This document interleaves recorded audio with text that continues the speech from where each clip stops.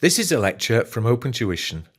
To benefit from the lecture, you should download the free lecture notes from opentuition.com. So we looked at how you can deal with currency risk, in particular transaction risk. Now we're going to look at how we deal with interest rate risk. And this is the risk that if you in particular have a variable rate loan, the interest rates will go up and you end up spending much more on your finance than you anticipated. It can work the other way. You're looking forward to putting some money on deposit for 6 months. When you look at that, maybe the interest rates are 5%, but by the time you have the money and put it on deposit, they've dropped down to 3%. And again, it's the uncertainty. You're not quite sure how much interest you're going to pay or earn and how much to put into your cash flow forecasts. There can also be a potential problem. Maybe you can get rid of this risk, of course, by dealing with fixed interest loans. But then the problem with the fixed interest loans is if you take one out and the interest rates go down, you'll be locked into that relatively high interest rate and you'll feel a little bit aggrieved there. So I suppose you could say you can get rid of all interest rate risk by simply going for fixed rate loans, but there are good reasons that people don't want to do that. They would rather maybe make use of some of the opportunities in variable rate loans. Indeed, they may be cheaper. If the bank thinks that interest rates are going to go up, it will start with maybe a relatively low variable rate, let's say 5%, knowing that it can increase the rate later on. But if you go in and you say, I want a fixed interest loan and the current rates are 5%, the bank will say to itself, interest rates are going to go up, maybe, I think. I won't give him a fixed interest loan at 5%, I'll maybe give him one at 6.5%. So they build in, if you like, a bit of leeway for future rises in interest rate. So what are the methods? And again, they fall into kind of two families, internal and external. And here we have an example of a internal matching and smoothing. And matching is where you have some loans, basically some loans, and you have some deposits, and you match them with common interest rates. So you put some money on deposit, you borrow some money at the same time. If the interest rates go up and down, both the deposits and the borrowings, then essentially you're not going to make very much difference in the amount of money. So here we're bringing in this idea of LIBOR here for the first time. LIBOR stands for the London Interbank Offered Rate, and it's usually with a reference to LIBOR that variable rates are fixed. So LIBOR plus a margin, and the margin you've got in here depends on how the bank perceives you and your risk. If you're borrowing, it might be LIBOR plus 5% if they think you're pretty risky. It might be LIBOR plus only 2% if they think you're a very good company that's a safe bet. Smoothing keeps a balance between fixed and variable rate borrowings. It means that if interest rates go up, some of your loan stays at the same cost, but the variable bit will go up. Similarly, if it goes down, it'll go like that. So it's giving a little bit of protection. This is not kind of as bad as putting all of your loan into the variable rate and having it always up and down at all. So smoothing keeps this balance between fixed and variable rates. There's no set way of doing it. It doesn't have to be 50-50 or anything of that sort. But it gives you just, it's kind of spreading your bets a little bit. You want a fixed interest loan if you think interest rates are going to go up. You want a variable interest loan if you think they're going to go down. And kind of the reverse if you are going to be depositing. Forward rate agreements. Forward rate agreements are over-the-counter agreements with a bank normally. And essentially, they ultimately do what they say. They're going to fix a rate for future borrowing, or indeed fix a rate for future depositing. There are two transactions going on. You can borrow from one bank and you can take out your forward rate agreement with an entirely separate bank. They're not linked in any particular way. So you borrow from the bank and you basically put up with whatever the bank is going to be charging you there. You pay the actual rate of interest, but then the forward rate agreement will provide a compensation if those interest rates go up. So under the forward rate agreement, if the interest rate is higher than was agreed, then you're going to be compensated. Alternatively, of course, if you borrow and the interest rates go down, you're saving on the loan itself, but you're going to have to pay some additional amount in respect to the forward rate agreement. As I say, you don't have to be with the same bank. Technically speaking, it won't make maybe much difference to the calculations you're doing, but technically speaking, if you are borrowing money, then you are buying a forward rate agreement. If you are depositing money, then you'll be selling a forward rate agreement. Some of the terminology, the nomenclature here, forward rate agreements are given for periods, and if you forward rate agreement we described as 6%, that's sort of the rate that's being fixed at. 3 to 9 means it's been fixed from 3 months' time until 9 months' time. So it's basically it's a span of time of 6 months, and it's going to have the effect of basically fixing your interest rate here at 6% for those 6 months. So remember, it goes from the start to the finish. And forward rate agreements, it's fairly big loans, at least $500,000. So let's see an example of how this might work. A company needs to borrow $5 million for a period of 9 months, starting in 3 months from now. And the bank will offer us, and they may offer various different rates, but one of the ones offered here is that they will offer 7%. In other words, this allows us to fix an interest rate of 7% on this borrowing of $5 million for 9 months. It's starting in 3 months from now, so basically the FRA is going to be a 7% FRA, and it's going to be starting in 3 months, and it's going to be going 9 months from that, it's going to be 12. So something like that, a 3 to 12 month, 9 month span of time, FRA. If interest rates go up, we are going to be paying more to the bank that's giving us a loan, but we'll be compensated by the bank that we have bought the FRA from. We're borrowing, so we're going to buy an FRA. If interest rates go down, we will save interest on the people we've borrowed money from, but we're going to have to pay something to the bank we've taken out the FRA with. So here we have it. So it said what happens if they go up at 8% there. So the interest rate that's actually going to be paid in those 9 months is the 5 million times the 8% times the 9 months. We're actually going to be paying 300,000. And then the FRA kicks in, our guaranteed rate, if you like, was 7% there. The actual rate is 1% more than that, it's at 8%.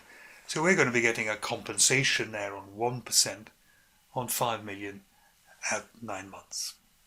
So it's going to be 37,500, and that's going to be subtracted from that. And essentially what we've got in here, the net payment or the net cost to us here, is of course going to be 5 million times the 7% times the 9/12. So it just comes back to the fixed rate basically, or the forward rate we've agreed. Alternatively, if interest rates fell, we would get off much more lightly with the people we had borrowed money from. We'd only be paying 5% there. So the interest rate falls way down to 187,500. But the thing is that we are then losing out on the forward rate agreement. So if interest rates fall below there on a forward rate agreement we've bought, then we're going to have to be paying 2% on the 5 million for 9 months to the bank that we've taken out the FRA with. But again, it comes back to being exactly the same here. Again, you see the idea. It's almost a bit like futures. If you lose on one, you gain on the other. Here, if you lose on the loan itself by paying more interest, you're gaining on the forward rate agreement. The aim of the forward rate agreement is essentially to fix your rate. Okay, so no matter what happens to the actual interest rates, we really end up paying 7%. Interest rate options. Interest rate options let an organisation limit its exposure to adverse interest rate movements whilst allowing it to take advantage of favourable interest rate movements.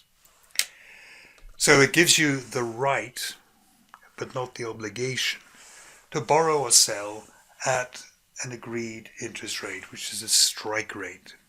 Okay? And you can decide, as always, whether or not to exercise this option or whether just to live with whatever interest rate is being charged to you or whatever interest rate you are earning if it is a deposit. A call option is a right but not the obligation to earn interest. A put option is a right but not the obligation to pay interest. So maybe you remember it like that. A put option, a right but not the obligation to pay interest at a particular rate, a bit like putting something on the market at a particular rate. So like all options, these leave the gate open, so to speak, to benefits from favourable movements and to protect yourself against adverse movements. So here we want a company, it wants its interest rate on borrowings to be a maximum interest rate of 6% for a period of 3 months. What sort of interest rate option should be taken out, and explain what would happen if interest rates were 5% or 7%. So it's borrowings, we want to fix it at 6%. We are paying interest on this here. So it's going to be a put option at 6%. So remember, if you're paying interest, you're going to be having a put option. So it'll be a put option will be bought. It's like buying an insurance policy, giving us the right but not the obligation to pay interest at 6%. Now, if the actual interest rates went down to 5%, we would let this option lapse. There's no point in insisting and paying interest at 6% if we can get away at the market rate of 5%. Similarly, if interest rates went up to 7%, we would exercise the option. We would say, I've got this bit of paper which says I'm allowed to pay interest at 6%. I insist on paying at 6% and not 7%. So there you would exercise the option.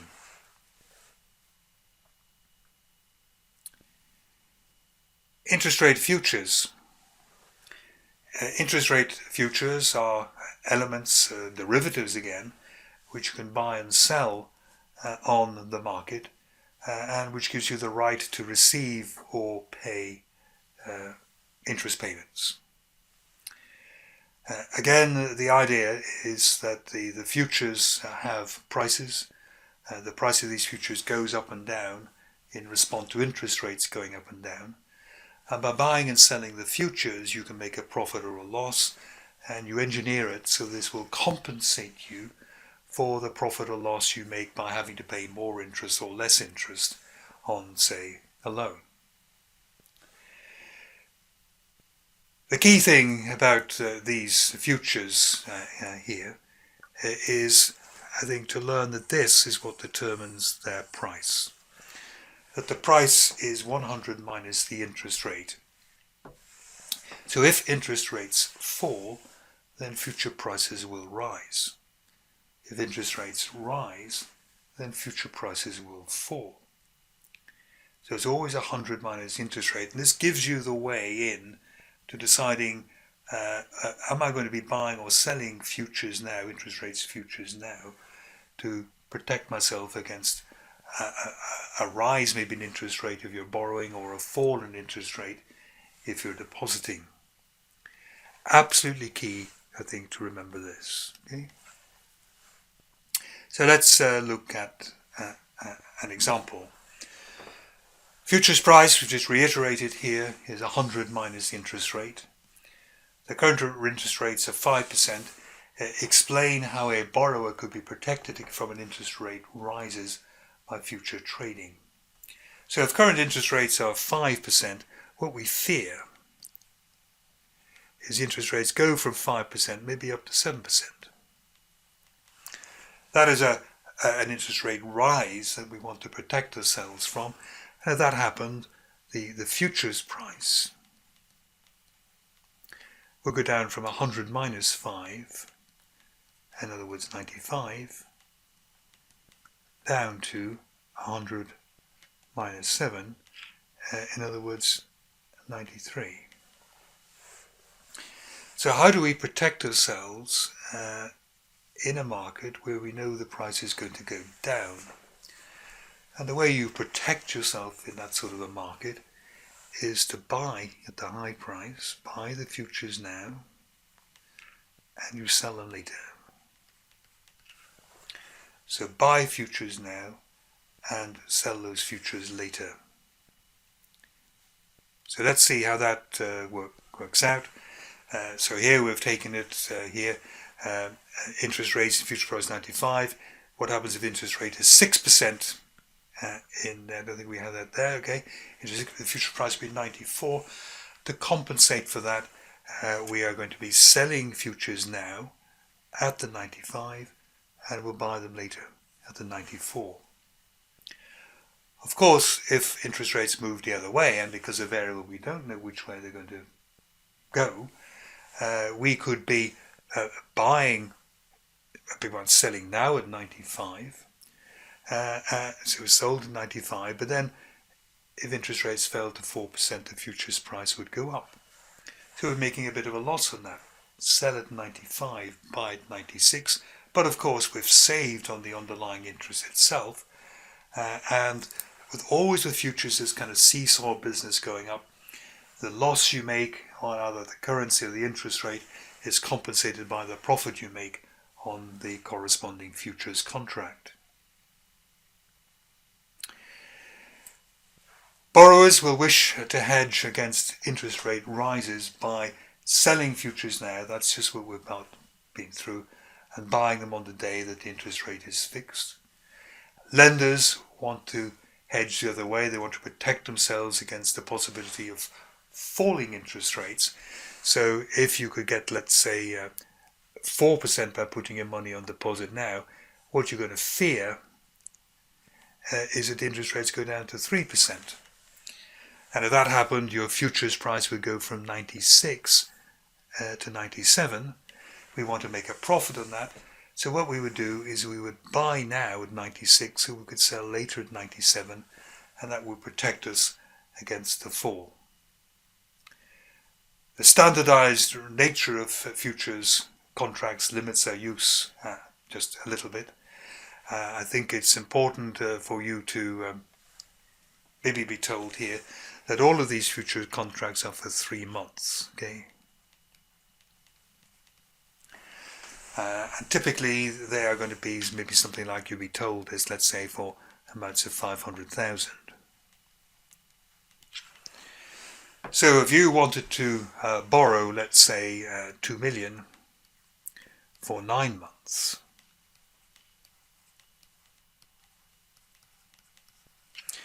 you have to work out how many futures contracts. It's almost like how many insurance policies you need to cover 9 months at 2 million. Well, each contract is only going to deal with 500,000, so we're going to have 2 million over 0.5. But here's a sneaky thing. The contract really only lasts for 3 months, but we want to get 9 months kind of coverage out of it. So what you would have to do is to say, I need 9 months worth of cover. I buy it in little dollops, if you like, of 3 months cover. Each policy is like only 3 months long in there. So we're going to end up there with 12 contracts. A bit of other terminology for you here. Interest rate caps, collars and floors. An interest rate cap is an option which sets an interest rate ceiling.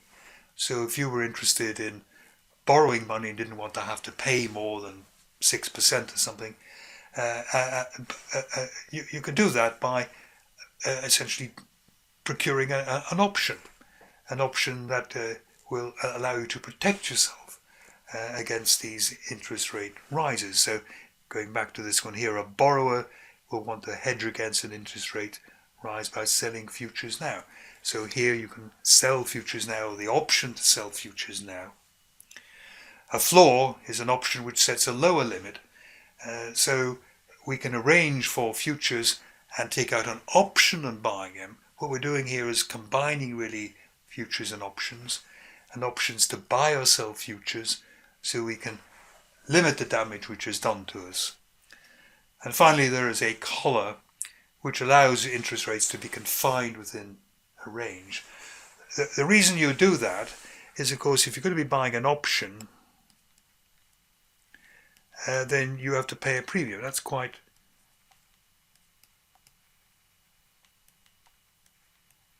you pay a premium. So if you take out an interest rate cap, you're paying quite a hefty premium there to set an interest rate ceiling. What a collar does is to say, right, you benefit a bit from interest rate falls until, okay? So maybe the collar we have here is 4 to 6. So what you do is you pay a premium to protect yourself against any rise in interest rates which is over the 6%. And what you can then do in here is you can sell an option. And in particular, you would sell what's called a call option here. And what you're going to do, this is the first time we've sold an option. We've always been buying options. We've always been taking out insurance here. This gives someone else the right to insist that they can get interest from you at 4%, say. You're going to receive a premium. So you pay a premium on this, you receive a premium here. It keeps the overall cost down for you. So the collar moving within a band of interest is a cheaper way of giving you some protection than simply buying a cap, which allows you to kind of benefit rather open-endedly from interest rate falls. Final thing we're going to be looking at, and this will look rather weird maybe to use interest rate swaps. This is where two parties, maybe two different companies or a company and its bank get together and they agree to swap their interest rate payments. And it can work out cheaper than borrowing, if you like, directly from the bank. And for them to be willing to pay, there must be advantages to both parties in doing this. Okay. Let's see just a simple example. It's expanded more in your notes. We don't want to overburden things in the lectures here, I think, too much. But here we have a situation. Company A is obviously the kind of slightly more blue chip company. They can borrow at a fixed rate of 8% or LIBOR plus 2%. Company B, both interest rates are higher. It's a riskier company so far as the bank is concerned. You can borrow at a fixed rate of 9% or at LIBOR plus 5%. Now there's a bit of a kind of a peculiarity in here that this has gone up by plus 1%, 8 up to 9. This has gone up by 3. And it's just this difference that we can exploit. This gives us a way into being a bit clever about it. Company A wants to borrow a fixed rate loan. So just remember, I sometimes put a smiley face in here. Company A wants to borrow at the fixed rate loan. Company B would prefer to borrow at the variable rate loan. That's where they want to end up. Whatever happens, they want to end up with A borrowing fixed and B borrowing variable. Now what's going to happen if they both just went in and did that immediately, went straight to the bank and borrowed 8 there and LIBOR plus 5 there? You're going to end up with a combined interest rate burden of LIBOR plus 5 plus 8. It's going to be LIBOR plus 13. What happens, however, if they borrow the other way they don't want? it'll be LIBOR plus 2 plus 9. It'll be LIBOR plus 11 only. Let's see that written out. So, if they all immediately borrow directly from the bank in their own preferred type of loan, pay their own interest, then this one here, which is preferring the fixed, this one here is preferring the variable, they end up paying 8 plus LIBOR plus 5, 13. They borrow the other way, the ways they don't want, it's going to be only LIBOR plus 11, and there's a 2% difference here that they can exploit. They can split up this 2% difference any way they like. Quite often you just assume they're going to be splitting it up kind of 50-50 here. So what A should do, A should borrow variable, but we have to get in by doing the cheap one here. So this is A in here. It should borrow variable. And the other one has to, again, they have to do what gives them access to this cheap total of LIBOR plus 11 in there. It's going to borrow at the 9% there at fixed. And then they swap across. So let's see that actually kind of working out in this here. We don't want that in there particularly, but I don't think I can get rid of it. Not to worry. So we're going to have A there, and we're going to have B. Okay. And whatever happens, we want A to end up with a fixed rate. It prefers the fixed. And whatever happens, it has to end up with a variable rate. But they borrow what I will call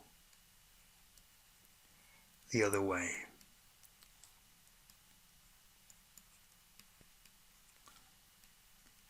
In other words, they borrow in a pattern which gives us the cheapest combined borrowing interest burden. So this was at A is going to be borrowing at LIBOR plus 2%, so L plus 2. And the other one's going to be borrowing, I think it was at 9%. And then what they do is they can swap the interest rates with interest payments. So we'll put that in brackets because that's going out. And what I normally do is I just get rid of the LIBOR to start with. So what I'll have is B here. Remember, it wants to end up paying something with LIBOR in it. It will pay LIBOR across to here. So these two cancel. There's no variable element left in A's interest burden. And we know where they're going to end up. We're going to split the 2% equally. So if A had gone out and had immediately borrowed fixed rate, it would have been paying 8%. By this kind of engineering, we have 2% to split between them. It is going to end up getting half of that benefit. It's going to end up paying a fixed rate, but at only 7%. So this will be a 7% in here. B, if it had gone out and borrowed directly what it wanted, it would have borrowed LIBOR plus 5%, but we're giving it half of this 2% in here. It's going to end up getting half of the benefit. It's going to end up with LIBOR plus 4% going out. And all we have to do is almost by balance. There are all sorts of ways of actually doing the swap. I'm just indicating how it could be done. One of the methods it could be done. This has to end up swapping the other way to 7 like that. So these two cancel. This one ends up just paying 7. Essentially it's paying 7 almost to B, if you like, or certainly maybe to B's bank. Doesn't really matter, but its interest burden is 7, 1% less than it had been previously. This one here ends up in here, pays out LIBOR plus 2 plus 9, that's LIBOR plus 11, gets back 4, it's paying out L plus 4. So both of these are 1% cheaper than what they would have had to have done had they paid it directly. And this is interest rate swaps. It can go between two companies, it can go between banks, and banks will normally quote you a rate. They'll say, right, I will pay you LIBOR in exchange for a certain fixed interest payment to me, or they will say, you can pay me LIBOR and I will pay you a certain fixed interest rate. And the bank will always win again on this, but banks are sometimes willing to swap as well. But that is interest rate swaps.